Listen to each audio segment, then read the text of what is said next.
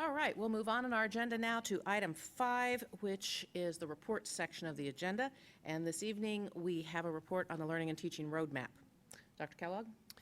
Thank you, Madam President and board members. I guess it was about a year ago, and you'll get a recount of the history. We put together the Learning and Teaching Roadmap that staff is going to present to you this evening. Before they do, I want to thank a couple of people for their work as they've taken on leadership and responsibility for guiding us through this, and that would be Jen Knapp, Greg Lewis, and Stephanie Donafee, who have really provided great leadership in making sure that we're rolling through this. Probably with a lot of pressure for me, but they do a great job of leading us through this. And they have a number of people who work with them to make this happen. And it's kind of exciting to see where we're at, because really tonight, you're going to get the first taste of the very start of things. And you'll see where we're supposed to end up in 3 years of this and just how fast the pace goes. But we were intentional about the pace and the magnitude early on because, frankly, as I've shared, the educational roadway is strewn with districts that have made mistakes as relates to implementing technology for instructional purposes, mistakes from the wrong devices to rollout plans to just how the whole thing's managed. And so we've been very purposeful on a slow early pace with a rapid finish. And so I appreciate what they're doing, where we're going. And so at this time, it's my pleasure to turn over to Jen and her team to give you an update of where we're at.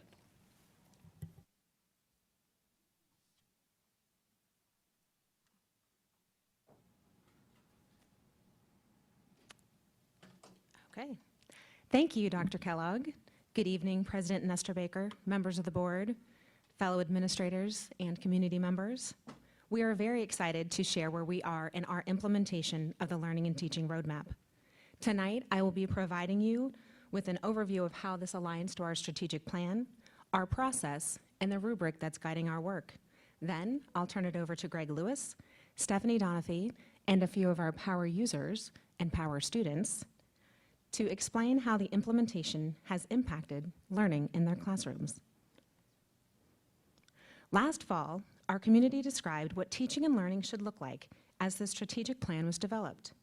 These included practices that are student-centered, teachers using research-based instructional strategies that promote 21st century skills, technology as an essential tool for learning, an infrastructure that can support technology, and finally, that our students have access to technology. I think you're seeing the theme, the technology theme.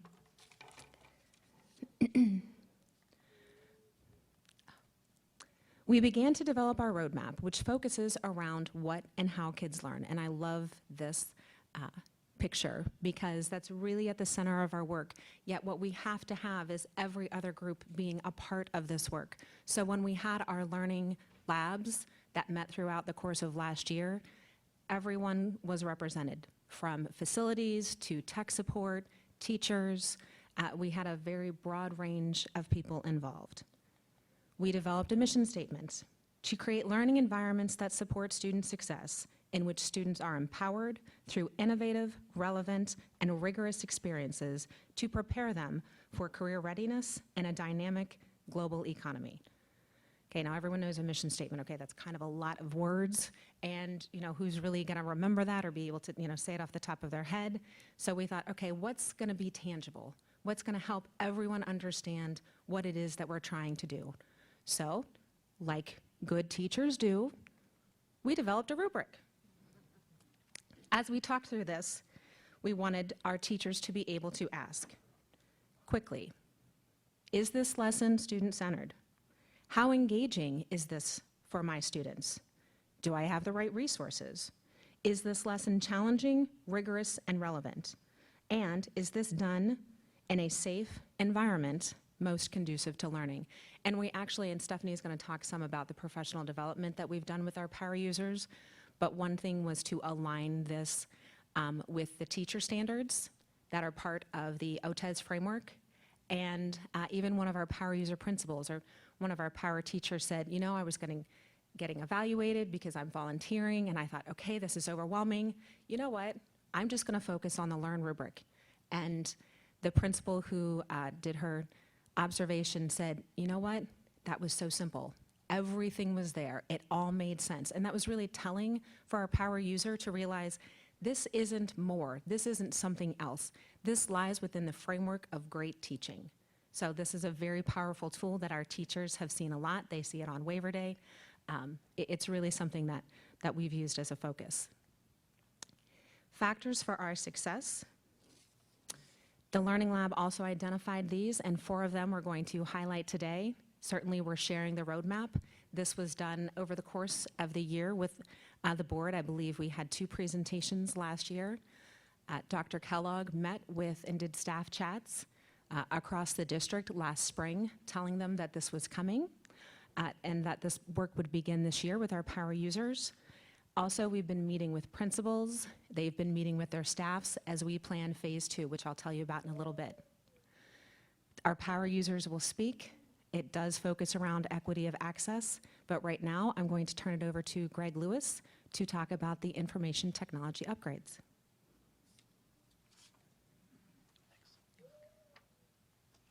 Good evening. I'm Greg Lewis, IT Director for the district.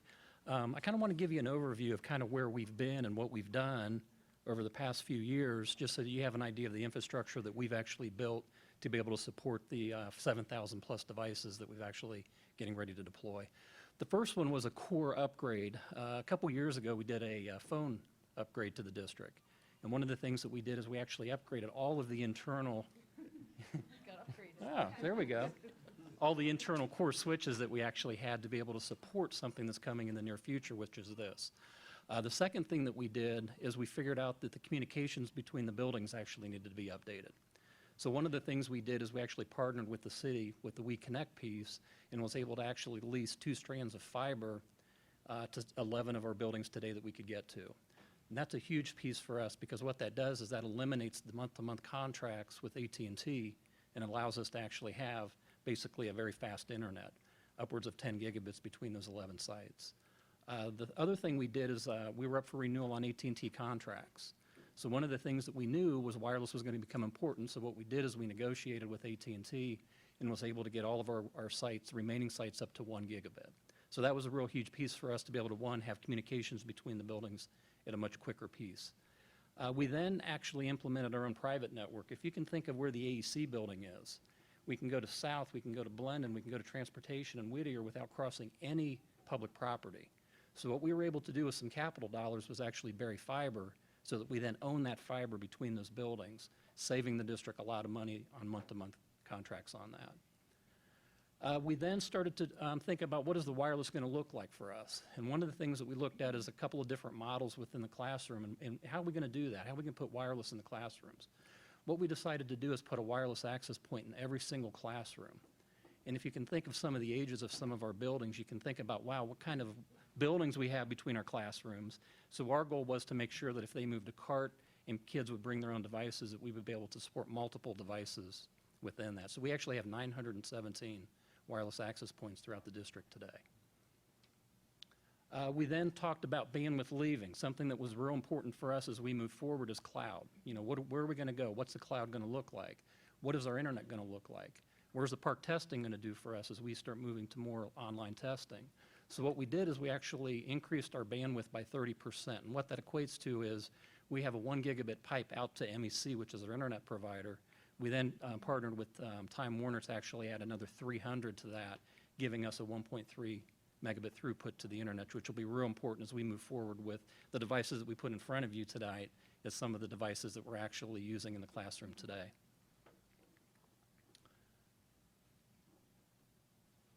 The next thing we did is we needed to upgrade our firewall, which was real important for the district to be able to protect what we have inside today. The firewall that we previously had was maxed out. We had to do something. So what we looked at is what's going to be important in the future for us. That's going to be a redundant firewall and protecting the actual assets that we have within the building.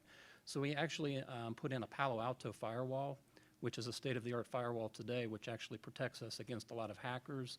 We're able to then turn off certain hacks from certain countries, and it gives us much better reporting capabilities that we have today.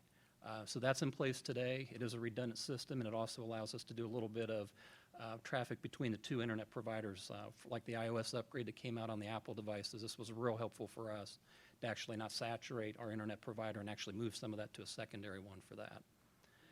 We then had issues with our internet filtering system, which is an IBOS system today that we use. Same thing, single device, we needed to do redundancy on that. The system that we decided to use was IBOS, which gives us real-time reporting, which is real helpful for us for looking and seeing what kind of traffic is going on today. It gives us a much better reporting mechanism, and it allows us to actually see what the kids are actually searching and doing a lot quicker than we had in the past. Another piece that we put in with the roadmap was a network access control, and we're in the process of implementing this today. What this does is it allows us a teacher or a student to bring in an unknown device into our network and for them to actually authenticate up against it so that we can actually then know who they are. We can then lift some of the security access on that, allowing them to maybe go to YouTube and some of the things that normally in a guest network we wouldn't allow. The last thing that we did is we created a Google Apps for Education for all staff members, and this is what is real important for us because this is what we believe that all the students are going to have access to and is key to this roadmap. I'd like to go ahead and turn this over to Stephanie to kind of talk about the phase one that we had. Good evening.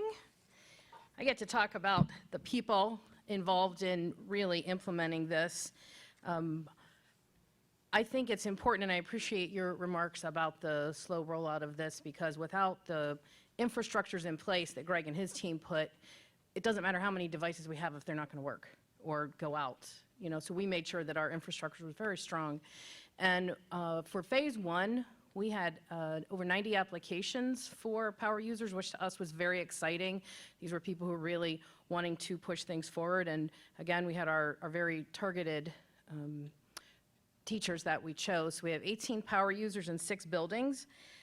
One of the key things that they were supposed to do was identify a district solution for a device rather than all different devices in all different schools, something that as a district we could all work to support. So we test drove a couple different devices, and one of the things that they had to do was at the end they had a survey to fill out about the devices and all the different tools we gave them to implement and how those things impacted their teaching in their classrooms. So what I'd first like to do is introduce our power users. Some of them were able to join us tonight, and I'm just going to go through, and as I call your name out if you want to stand up and be recognized if you are here. At North High School for Social Studies, we have Lane Halterman, Damon Mollenkoff, and Sean Ring. At Genoa Middle School for Math, Victoria Alamo and Leah Gaines. At Hawthorne, we have 4th grade team of Chris Pointer, who does ESL, Ann Keene, Danielle Morgan, and Fred Knoll. At Mark Twain, we have Sarah Krimpaski, Kathy Conley, and Susie Smucker in the 4th grade. And at Wilder, we have a 3rd grade team of Beth O'Reilly, Dana Harmon, Elaine Morgansky, and Emily Berwinger. And at Amherst, we have a 2nd grade team of Miranda Lint and Kelly Stuckey. So, a little applause for all our power users. And, they basically said, okay, we're open to what it is, and they all tried different things. And a few things that we did with them is we started with a book study called Inevitable, and it is about the mass customization of learning, which in itself sounds like an oxymoron. You have mass, but it's customized. So it's customization for everybody, and that set our headspace. We worked in the summer, had 2 full days of PD talking about the actual devices themselves, and worked through ways that it could transform their instruction and planned together for that. We worked with Schoology and Google, and Schoology and Google actually work together. One's a learning management system and the other's productivity tools. So they have a suite of everything that they need.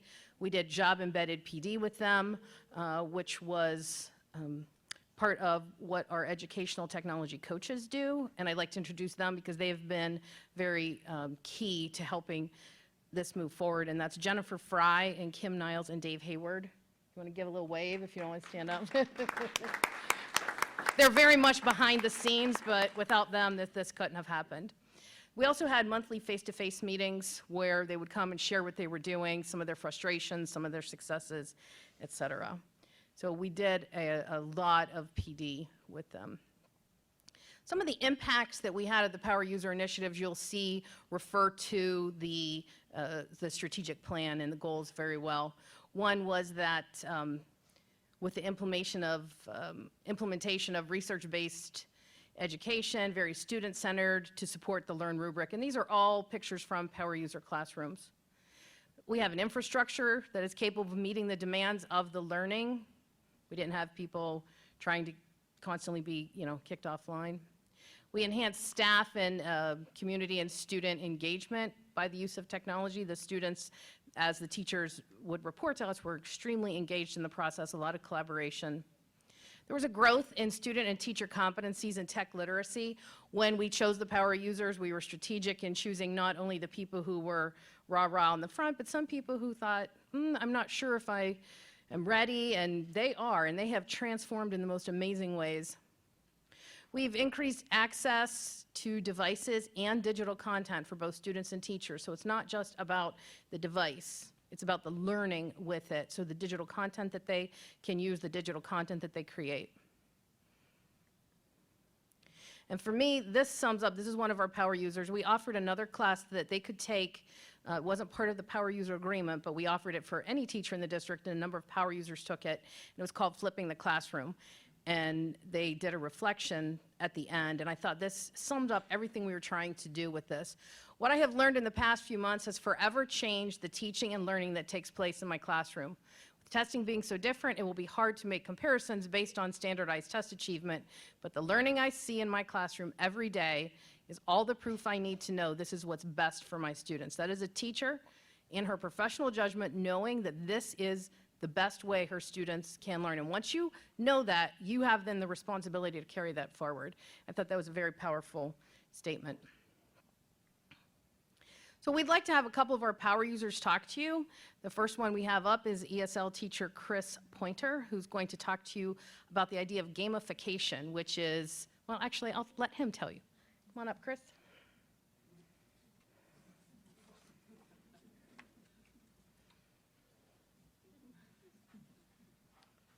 There you go. I didn't get PD on how to use this. Go ahead, Jill. Hi, everybody. Chris Pointer. I teach ESL at Hawthorne Elementary School. I'm a Phase 1 Power User. I'm here to talk to you about the process of gamification, what it is and what it's not, and a quick brief rundown.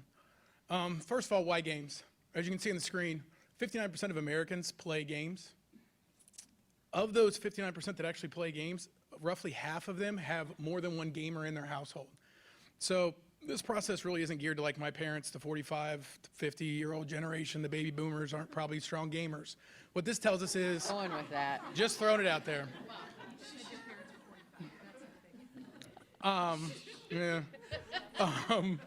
What this does tell us is those people who are playing games. Can we have the next speaker? Those people who are playing games have multiple gamers in their house. So we're hitting the generation that we're really looking to hit. The 30-something and the 20-something are probably the first generation that's going to have a game console in their home because they want to play it, not for their kids. Gamification, what it's not playing video games in the classroom. I have no Xbox, I have no Wii. I do have approximately 12 iPads. Gamification is taking the curriculum that you have and using the concepts of game mechanics and techniques to engage and motivate students to foster the intrinsic motivation to push themselves and to achieve things on their own. It taps into the basic desires of anyone's need for achievement and sociological stature.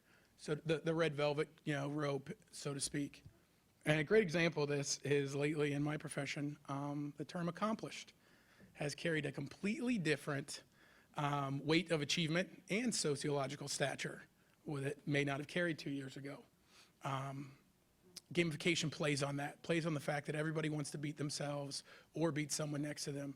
And in one way or another, you can motivate those students to find a different gear that they didn't know they have and engage in curriculum in a way that they didn't know that they could. So why gamification works? We're going to use Lil Mac here from Punch-Out, if any of you are a big fan. So we got here in the top left, we've got Little Mac. He's ready for school. Student arrives, ready to learn. Teacher's behind him, coaching him. Let's go. Let's do this. You got it. Here it comes. Student has some success. Confidence builds within whatever curriculum that they're working in. In this case, they earn badges. Maybe their name goes up higher on the leaderboard. Their social status increases. Eventually, gamification or no gamification, all students are going to struggle. They're going to reach that struggling point. The beauty about gamification is the student's able to fail without shame. The student's able to fail without consequences, without intimidation to try again. We all learn from failure. It's extremely positive. Instruction versus acquisition. Failure is not finite. That's the beauty about this system. Learning from failure empowers all of the students to take ownership of their own learning, and that's crucial. So what does that mean? The student asks for help, or the teacher gives it without prompting, which is what happens a lot, and the student trains. The student tries again, no consequences, at their just right moment. Kaboom, student success. Kaboom, just want to say it twice while I have the microphone. So confidence builds, enjoyment of learning, which is crucial. So I'll say it again, enjoyment of learning takes place at a pace that's comfortable for each individual student. It's customized for each individual student, and that's at a just right level. They're not keeping up with the assembly line, so to speak. They can have their peaks and valleys as need be, and we're here to support them. I guess that's it. Oh, but so I'm going to introduce the teachers from Mark Twain, I think now. Yes, I am. So Kathy, Sarah, and Susie. I got to have one of these from my wife. She would love me if I knew what to do with this.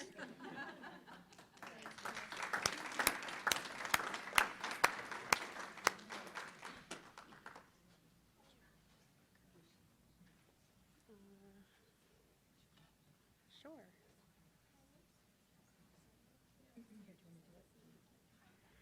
Hello. We are the fourth grade power user team from Mark Twain, and we are so excited to be here to share with you our experience with the Google Chromebooks. We gave the students a prompt. We were learning about science and changes in the Earth's surface, and we gave them choices of things that they could pick to research on. So whether it was tsunamis or earthquakes or mudslides, they got to pick whatever they wanted and create a presentation or a report or whatever they wanted using the Chromebooks. So this is a little bit about what we did. Well, first, we as teachers had some challenges because I've been at this a while. I'm not a gamer. I'm not a gamer, okay? I don't have a gaming system, but I do love the technology. So, one of the hardest parts was to figure out how to think outside the box and then to give up control, because these tests, and you got to make sure you get everything covered, and it's your job on the line. So that was hard, but we did it. We figured out ways to do it, and then we had to teach the kids the skills because they wanted to drop in video into their presentations, and they wanted to access these websites and make links and shorten up the addresses and things like that. So those skills had to be taught in little mini lessons so that they could do that. And then we had to find other ways to make sure that the areas that weren't selected, the topics that weren't selected, were covered. So I generally taught mini lessons on those things during the days and our mini lesson time each day, so that all areas of the curriculum, they had the opportunity to learn the information. And then we had to struggle to find time to debrief as a group, because the kids would start talking about, like, well, I'm studying earthquakes, and most of those happen in or around the Ring of Fire, sorry. But volcanoes happen there too, and tsunamis. And so they started talking about how, well, I learned about that. But we didn't get a whole lot of time to an opportunity to debrief and share our learning. So we're going to work on that as an improvement for next year. We need to make sure we set aside time specifically to debrief throughout the learning and research process.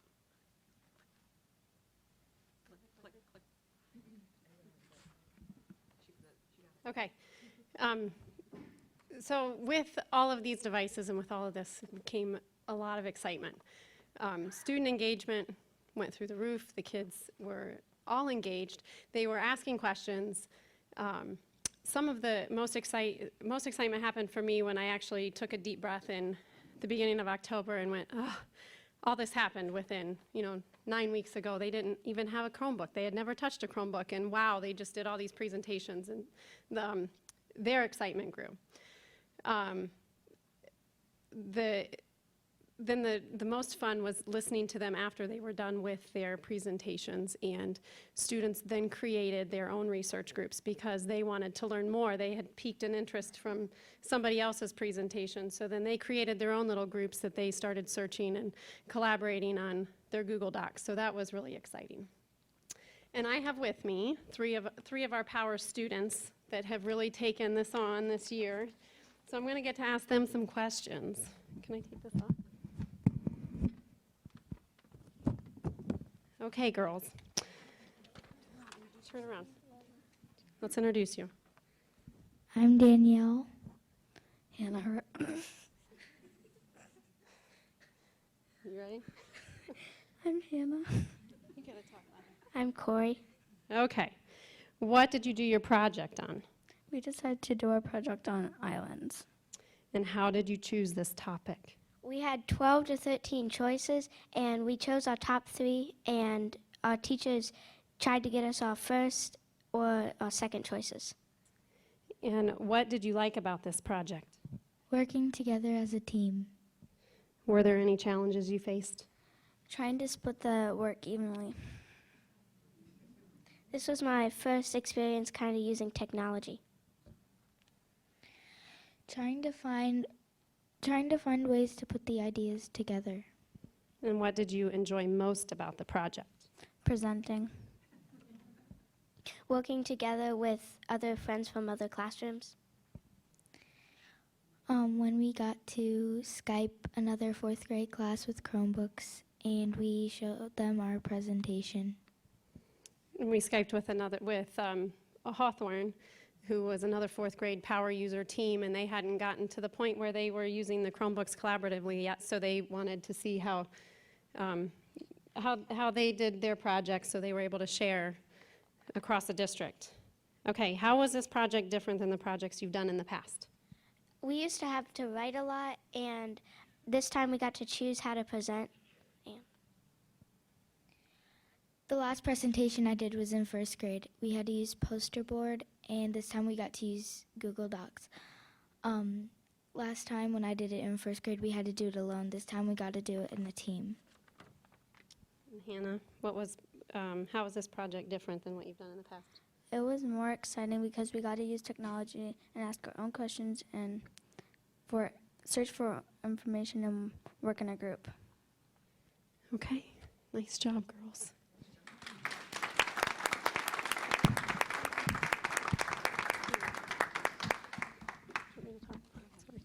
All right, this was an example of one of the projects that they put together, a couple slides that they did.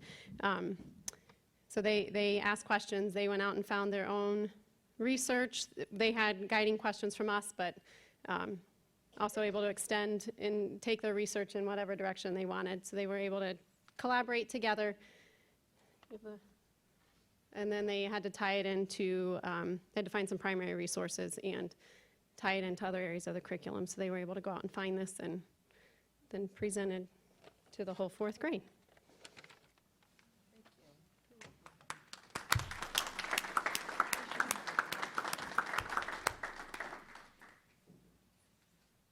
Thank you. And Susie has a student teacher, so I am sure this is unlike any student-teacher experience any of us got to see. So thank you very much. Two of the things that I also heard from this team just in our sharing is that the teacher said, I could have never taught them the amount of information that they learned on their own and to the depth that they wanted to learn it. When she has to shoo them outside for a recess, and they're like, oh no, but we want a researcher. Oh, he shared something about tornadoes that's really cool. Can we do a project on tornadoes? I mean, to hear that excitement about the content is just amazing. So What do we get to do now? We get to start another team in every building. That is our goal for phase 2, which will be between 2 and 4 teachers, 2 or 3, 2 or 4 teachers. What we learned from this process, as Stephanie mentioned and Dr. Kellogg mentioned, this was very intentional. We did not want to have one person in this building and one person in this building because we knew that they would need a team of teachers to lean on, to grow from, to reflect with. So that's why we have chosen to continue with that approach. There are a lot of things that our building principals are considering because what we've done, we did select the power users at the district level, but this is really going to be done at the building. So our building leaders need to decide what's best for them, considering their building needs and goals, the continuity of student experience. So if you do have a 3rd grade team, 4th grade would be in the very near future. EdSite, that is a recent straight A grant that we have received, which we will be receiving about 1,200 devices with that, and our teachers have been participating in professional development separate from this work to learn how to evaluate digital content, and that is in collaboration with Ohio State.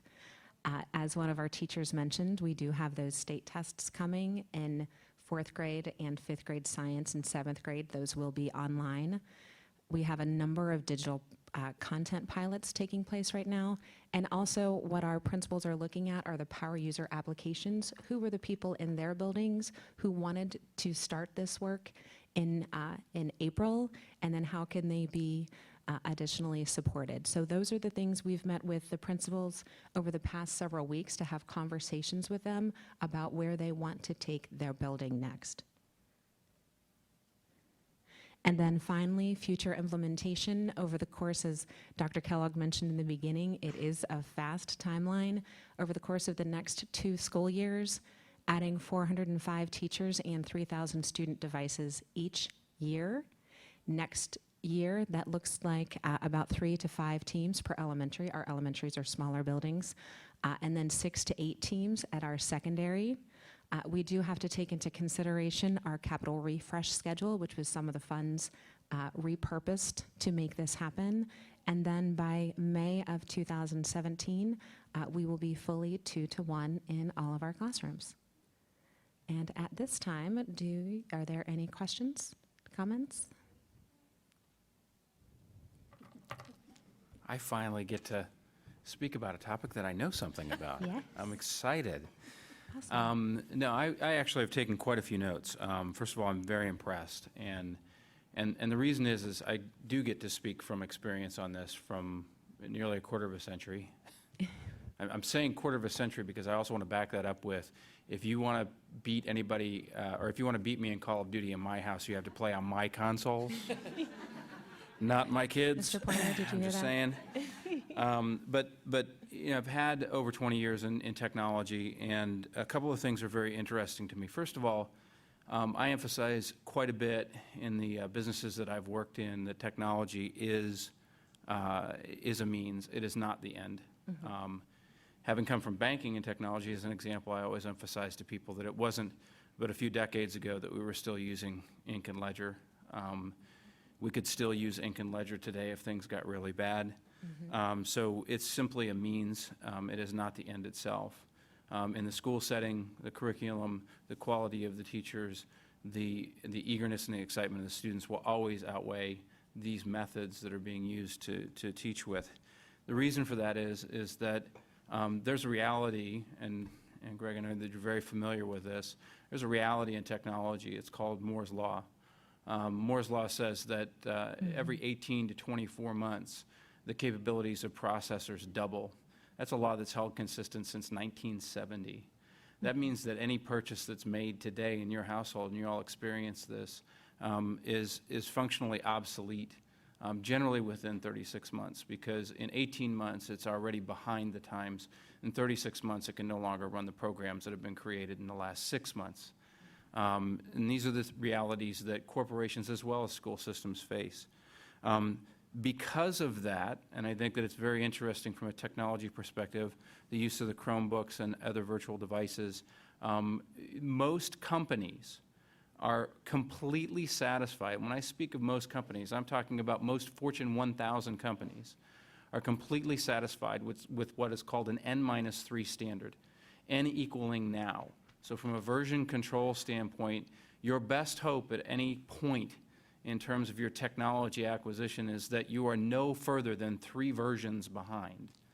A lot of people might think that every company's got the most cutting-edge technology. Those of you in the audience that work in companies, you know that's not true, right? You know that you're probably working with a laptop that's 5 years old and you're hoping it turns on when you get into the office. You know, so these are realities of technology that we have to face when we're using this as a platform, in this case for teaching or as a platform for business.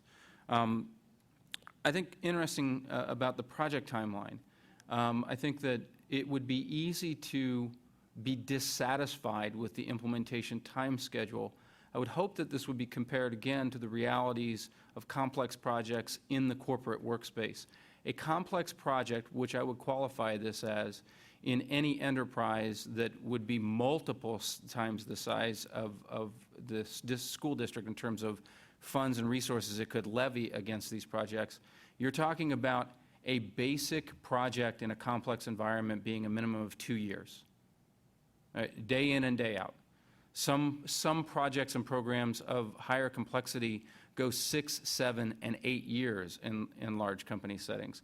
To be able to move forward a complex project in a very diverse environment in a couple of years is not only extremely aggressive, it's highly laudable. It's a very impressive timeline for anybody to meet. It's interesting as well, I think there's been this interesting association of technology with excitement. That's misplaced. Technology is not creating excitement in our classrooms, right? Natural curiosity that then is fed by instantaneous satisfaction and knowledge acquisition is what's exciting, right? I will show my age on this one. Who remembers doing reports at home and then having mom and dad saying you either needed to go to the library or maybe you're one of those lucky few, and I use lucky in bunny ears here, who had the Encyclopedia Britannica set in your house? Yes, I'm speaking to some of you, aren't I?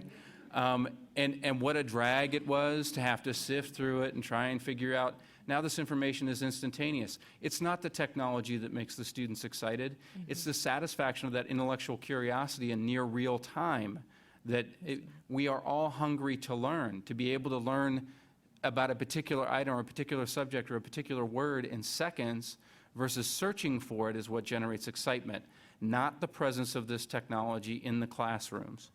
And I think that, what I also find interesting is that we sometimes, again, get ourselves in this position of ascribing mystical capabilities to technology that really aren't there. The cloud-based applications, I will tell you, are extremely important to us in the corporate setting.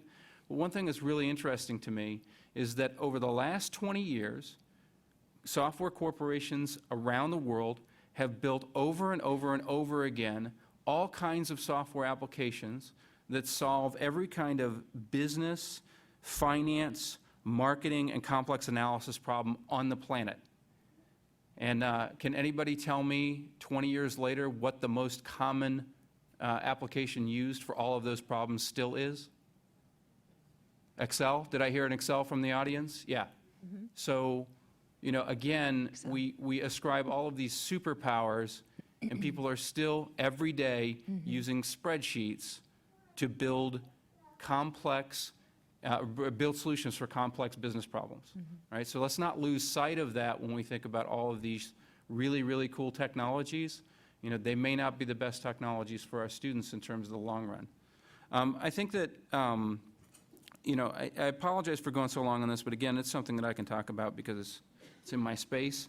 And again, I feel qualified to speak on this simply because I understand what it takes to implement complex projects. I understand what it takes to stay current with technology.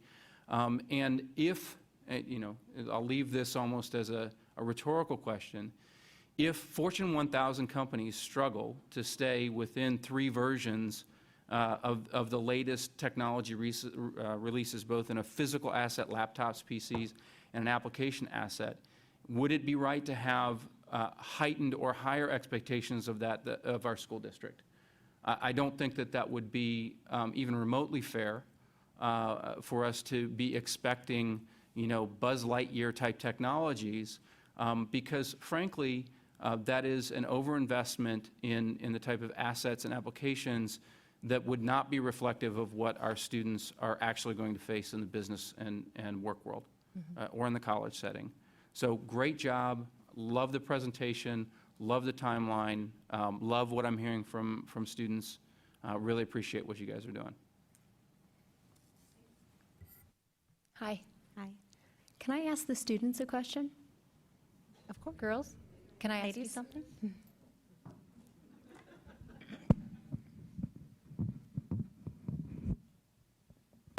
So I'm thinking of my own kids when I saw some of the things you were doing. When you went home at night, did you show your parents any of this? Yeah? A little bit. A little bit? Yeah, I showed them a lot. I showed them my whole presentation. Do you think you taught them anything? I don't know. I don't think so. No. No. So they're pretty computer savvy then, huh? Yeah. Okay. Did anyone ask for one of these computers for a birthday or anything coming up? No. No? No. No. I did have students, after conferences, ask for them, and that is, one of them went home right after conferences and brought back her own Chromebook. And as far as learning things, they taught me something every single day on that technology. I would ask them, how do you find this? And they, I don't know, you go figure it out and tell me how to do it. So they taught me just as much as they did. Okay. And she didn't ask for one because we have one already. Well, I'm just thinking at my house, my kids come home and they're very computer savvy, so if I have an issue, I ask my girls. So, thanks very much. I do have to say, Hannah was very excited about doing the presentation. She made sure she was here, let me email it to you. So she logged into her account, emailed it to me. We went over it. I was just, for me, I thought how real world and practical this was.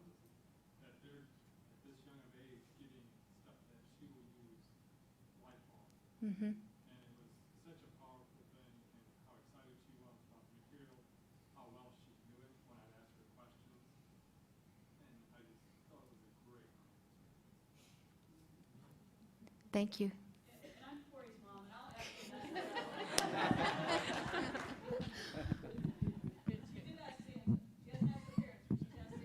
Okay, good. Fantastic. Good. All right, thank you, ladies. I appreciate it very much.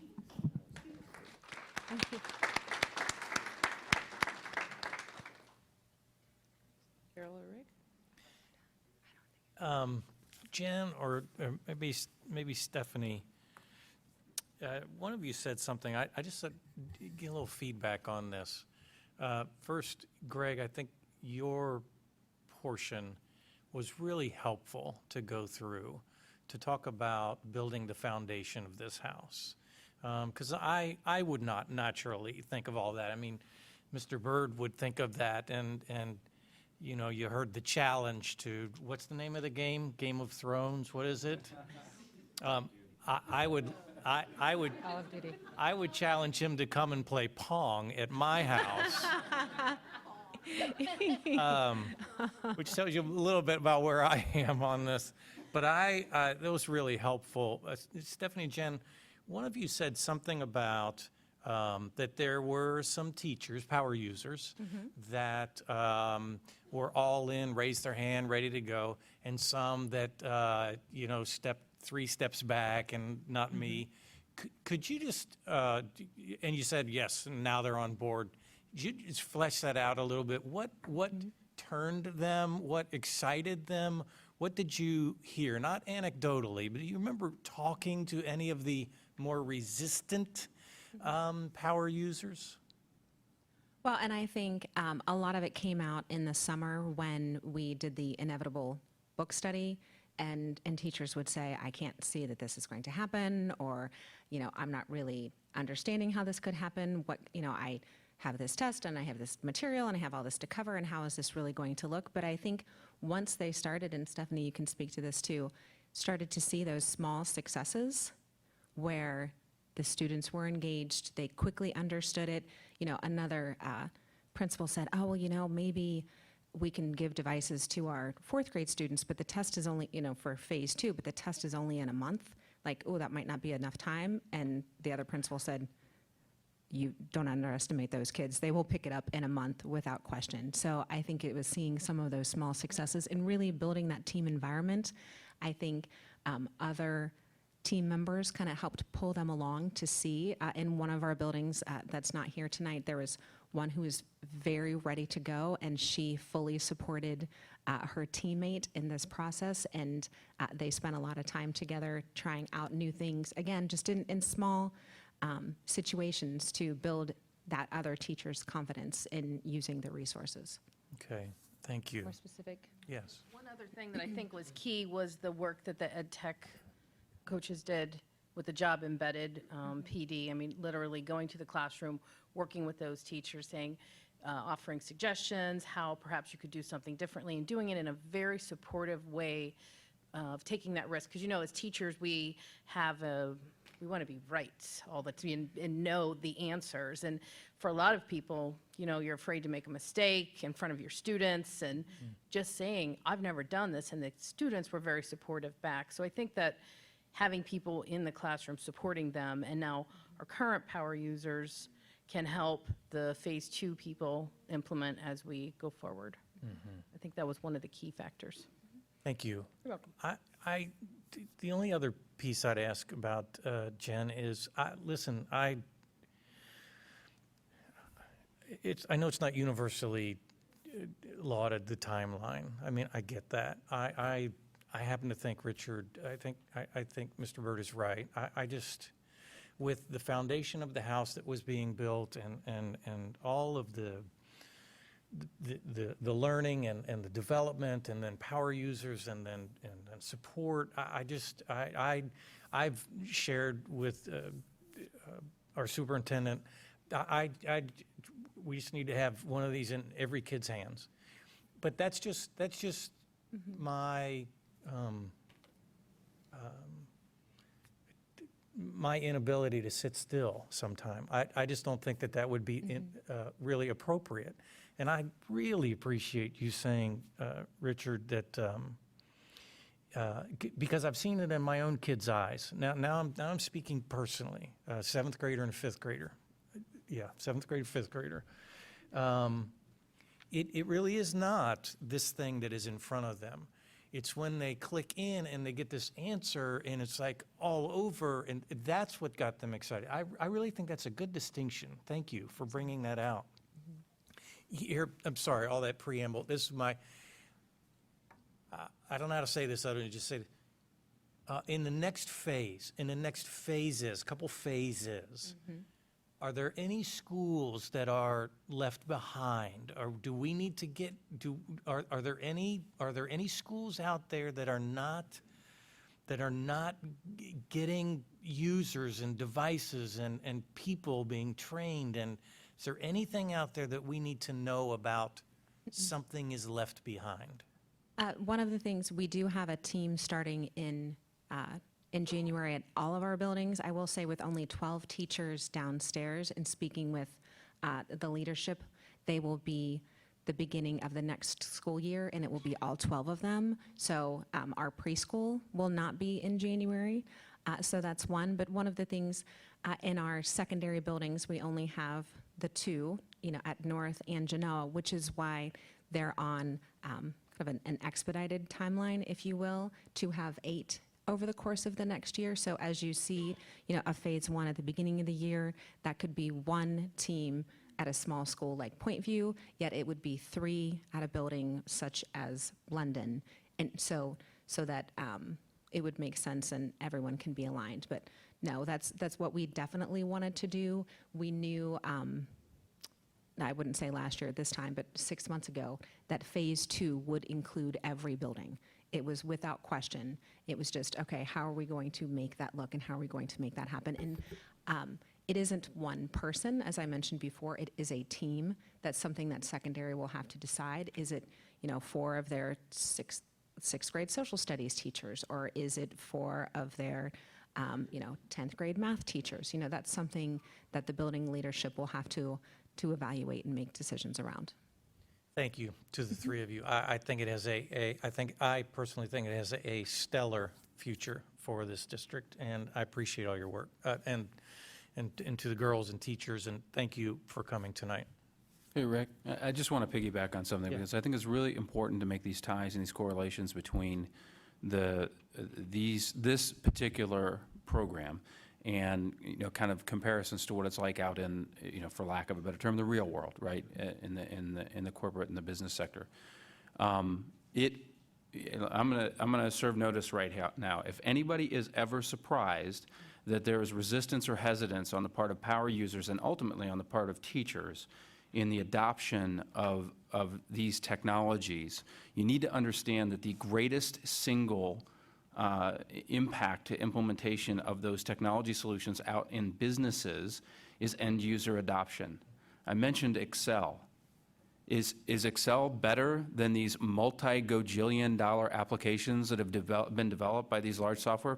No, it's not. It's not even remotely better. There are known bugs. There are known issues. So why is it that people just don't flock to the newest technology? It's because people, period, have difficulty with change, right? And I think that there's this mistaken impression that, first of all, it's not Field of Dreams. If you build it, people don't just come running, right? They don't show up to adopt it. The other problem that you have is that people struggle with change. They build their rituals and their processes around tools that they know will work. So it should come as no surprise that technology adoption could be a challenge, and technology and technologists and implementers of technology are not in the business of changing human behavior. If we were, our projects would be a lot more successful. But you can't force people to change. You have to be presenting it in a way that it adds value, and it is better than whatever the alternative or option is. So I'm not surprised by that at all. And it's not a value judgment or a statement on the person that is struggling to adopt that technology. It just is a reality, again, of human behavior. Yes, could I go from the technology to the actually teaching and learning and what the kids are doing in terms of learning? I love the fact that these three, apparently there were only 3 that got together and did the team approach on this report, and I'm assuming that some of these are probably larger than 3 groups. I believe, I'm sorry, you're talking about the student groups from the teams. presentations? I believe the largest group was 4. Is that correct? Okay. You had one of a couple 5, groups of 5? sometimes Okay. 3 to 5. Great. My question, I guess, is to what degree do we always do the projects in terms of teams? And what percentage is done individually? And then, of course, in terms of teams, I'm assuming they all get the same grade. So I don't know how that works. I just have a basic question about that in terms of the teams, if you could explain that maybe. It depends on the subject matter. We've been primarily using social studies and science. So you don't think I project well enough? The broadcast. Oh, I'm sorry, it's for the technology. For social studies, we've moved into, we started with a project on the prehistoric Indians of Ohio, because that's our curriculum. So 20,000 BC to about 1650 AD. And so we decided to break it up into people groups: the Paleo Indians, the Archaic Indians, the Woodland Indians, and then the prehistoric Indians. Each child got to pick. They found out a little bit about each people group from me ahead of time. Then they got to pick which ones they wanted to research. They became the experts in their people group, Then we put one for each of the 4 different people groups into a team to make a group presentation this time. Now we're currently working on the next project, which is the historic Indians. So we're looking at the Wyandotte and the Delaware and the Shawnee and the Miami. There are 6 tribes that were primarily here in Ohio.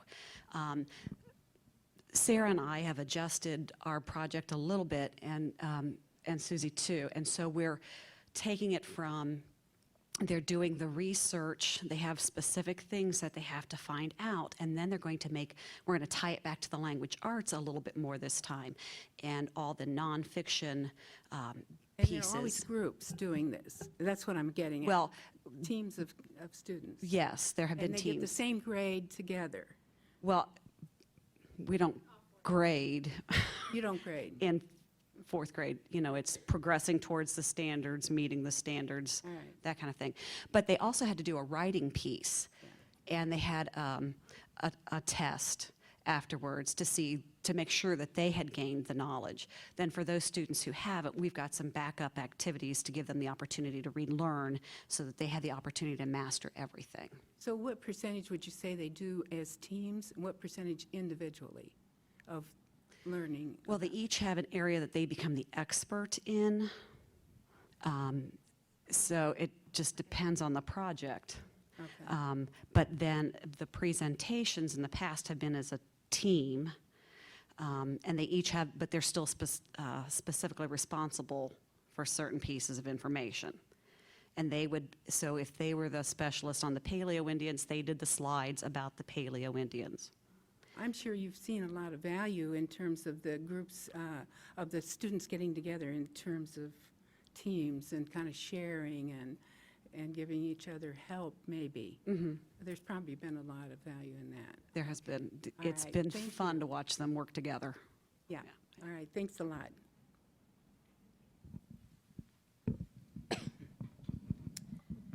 I just swallowed the wrong way. I'm not thinking of anything massively important to say while I look like I'm breathing deeply. I'm choking. There's just a couple things that I wanted to bring up. It struck me a great deal in the discussion that was going on by our presenters. Thank you all so very much. And from the board members as well, something that was told to me a few years ago that I think still holds very true, that when you're talking about technology, there are immigrants and there are natives. And it is very much a function of changing cognitive patterns. Those of us who are born to a particular language handle it and move toward change in a particular way that is different from those of us who come to a language through immigration. And technology is very much that way. Sometimes the immigrant and native statuses are determined generationally, and it's often that way, but not always. There are some of us who are natives no matter what. So we have immigrants and natives, and how we choose to implement has to take full account of each of our places on the spectrum of moving toward nativity. I also was struck by the fact that as we move through a very intentional and, in my opinion, highly appropriate approach to building not only the physical infrastructure and the virtual infrastructure, but the cognitive and social structure that goes with an implementation of this magnitude. I don't want people to believe that there isn't anything else happening. We have teachers utilizing technology, staff members, administrators using technology in a wealth of ways, a wealth of experiences, and a wealth of different teaching structures and teaching approaches in group patterns and individualized patterns, different ways of using technology in assessment, curricular delivery, research, all of the components that go into good teaching. Eventually, you know, our hope, our conceptual hope, is that technology is what I used to say years ago. It's just a tool. You know, I used to say, you know, why do we have computer labs? Do we also need pencil labs? Because it was a tool. But this is a tool that requires changes in our cognitive structure. And as we do that, as we move to that type of tool and then remove to it and remove to it and remove to it, as it changes, we have to be extraordinarily intentional about the foundations that are built to make that change happen. Thank you very much. I think that, in my estimation, the implementation is going as I expected and is achieving the success that I hoped for.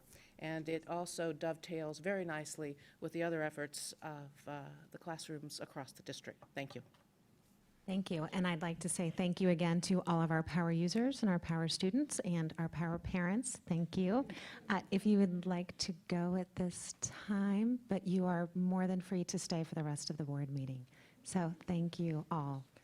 Thank you very much. We appreciate your being here. If I might give just a couple closing observations. First one would be this. Back when we started about technology and computer devices for kids, the driver was new state assessments that are going to be online. And we quickly made the decision that we weren't going to buy technology for state tests, we were going to buy technology for teaching and learning. And so it was interesting to me. I think I heard park once in all of that, which was fabulous. So that would be one. Two, I appreciate the efforts to tie back to the community comments, the key themes from strategic planning, and the weight to which the community talked about 21st century teaching and learning, the use of technology in classrooms, and this plan was an outgrowth of that community value. So that was important. Second observation, it's incredible what a group of highly motivated teachers will do in 9 weeks. 9 weeks. From gamification to fourth graders putting presentations together, some pretty wicked stuff in there. And there were some other good things too from some of the other power users that I think are worth noting. That is in 9 weeks, so that's pretty quick. I've made this comment several times, and I've heard the discussion as technology is a tool. So what's the point of a tool? Make the work more effective and more efficient, right? You can hammer a nail with a rock. It's not terribly effective, and it's not terribly efficient. So what's effective? Can we reach more kids first time out of the chute with instruction? Can we engage more kids and reach them to deeper learning first time out of the chute? That's effective. Efficient is how quickly can we determine what level of learning they got to, and how fast can we repair any mislearning? That's what technology will do for us, make us more effective and more efficient. More kids learning it quicker and being able to diagnose and repair misunderstanding faster, right? The last one is the big one. It's the challenge of going to scale. I don't have a whole lot of concerns that our teachers and students can't get it like we saw tonight. My concern is on the Greg Lewis side and the professional development side and the resource side of things, because the commitment side that Mr. Bird was referring to and the resistance of users in the educational experience is we always start, we never finish. So as the new guy coming in who puts forward a plan for 2-to-1 device ratio in 3 years, it's kind of on our back now and as a board to say, we made this commitment. And I can tell you there are lots of staff members, I'm sure, sitting there saying, okay, let's see if the rubber hits the road. So this first effort of power users in this second round, these are important to us, really demonstrating that we mean it, and there's a long-term plan to this. If it falls off, if we don't stay committed to it long-term, you'll lose anyone going along the way. Happens all the time, and that's not what we want to happen here. So I'm hoping that the board's continued commitment and my shared commitment with them, staff will see, well, they're kind of serious about this. This is really happening. The other side of that is we may have discoveries as we grow that cause us to alter the plan, not just in terms of the kind of technologies, but the experiences students are having. Right now, we've laid in front a 2 kids per 1 device ratio in 3 years. And I have some questions and concerns as I start to see what's happening. Is that going to be too high a ratio in some grade levels and too low a ratio in other grade levels? Are we going to have to adjust things? We're finding cloud-based computing using Google and Schoology as a nice repository to put digital content for kids to interact on, and a device like a Chromebook, which essentially is just a direct link to the internet, and cloud-based computing is enough for what we need. It'll be interesting to see how that plays out in coming years. And that technology is changing. For example, I've discovered, and I'd like to play with one, that they now have a touch screen one. So all of us are used to doing this.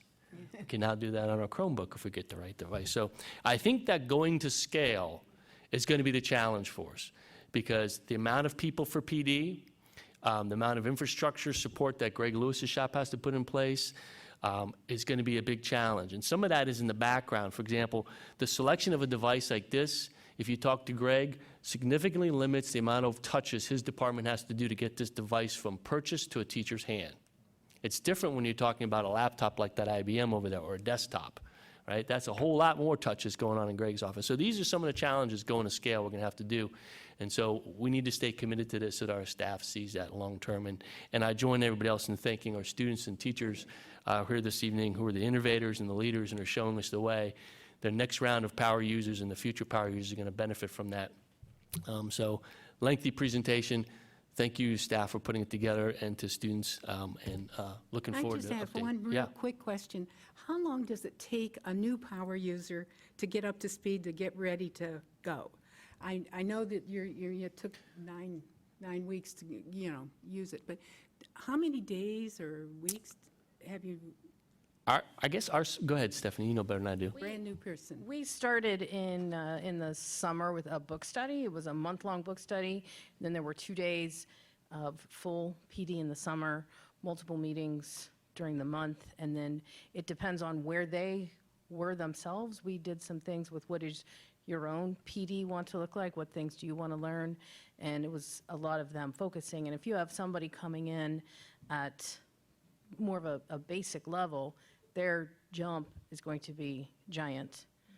where- Stephanie, I'm sorry, outside of the curriculum part, Yeah. just outside of that. students, I think students and teachers, what do you think their time frame from getting this, never used one, to I got the hang of this and I think I know what I'm 2 doing? weeks. Okay, Okay. How's that?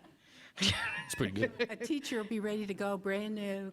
Yeah, when they come in, you need your Yeah. login. We have created step sheets on literally just how to open it, log in with your Google account, and get ready. And it's, I've had one for since summer, and I learn something new on it every day. Yeah. So I think it's just a matter of how much you want to, if Okay, you're thank taking it out, Yeah. home with you or whatever. Thanks. All right, Anything else? thank you. Thank you.